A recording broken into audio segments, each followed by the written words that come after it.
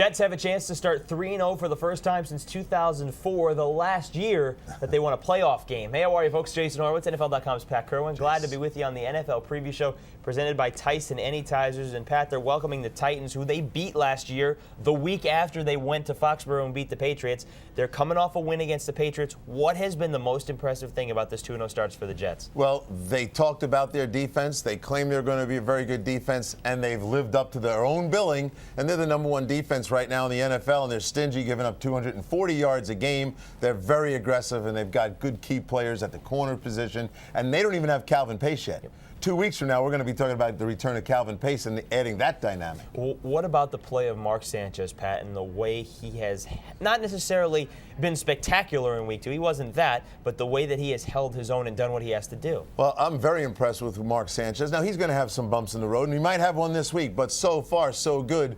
And you're asking the guy to throw the ball 27 times a game, which is impressive that he's able to do that and handle it. I thought last week was a brilliant game plan on offense. I think he threw 5 passes in the first half. Yep. And I talked to the coaches about it. He said, when we went into the locker room at halftime, he said, let's go get him. Let's open it up now. And Mark came out in the third quarter and started to deliver in the passing game. And that really is a problem for any defense because the running game there is very good. Yeah, and they only had 57 total yards of offense in the first half against the Patriots and still won. Meanwhile, for Tennessee, all kinds of offense against Houston. But what happened to the defense? Yeah, well, they're starting to adjust to a couple things. Number one, I talked about this in preseason with you.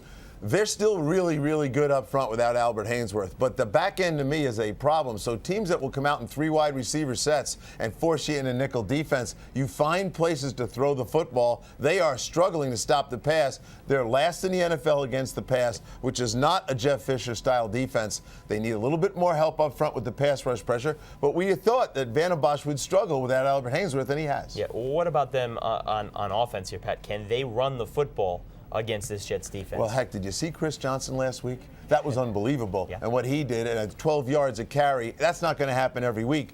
But the other side of the coin is their formula for success has been Kerry Collins' 20 to 25 pass attempts. He's way over that. He's at 69 pass attempts right now.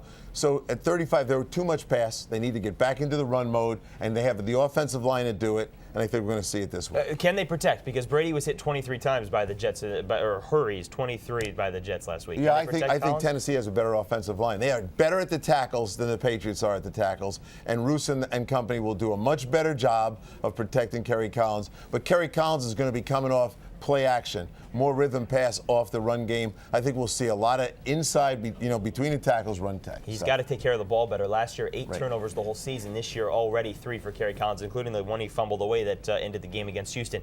It is a critical game for the Titans. Do they go to the Meadowlands and win?